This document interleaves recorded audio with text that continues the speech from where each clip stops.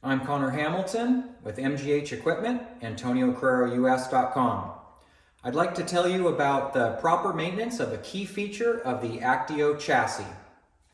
That is the central pivot pin that connects the two halves of the tractor and allows for the unique longitudinal oscillation of up to 15 degrees.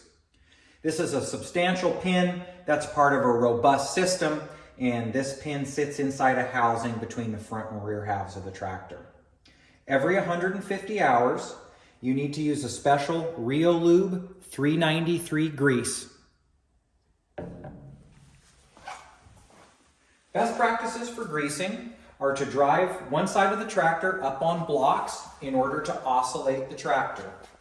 Then you'll come around and find there's two zerks here on the central pivot. There and there. You need to put several pumps in until you see grease coming out the other side through an air check valve. After you've done that, you just back the tractor off the blocks, and that action serves to evenly distribute the grease on the pin. Simple as that, you're good to go for another 150 hours. Thanks for watching. Hope you enjoyed the video. Have a great day.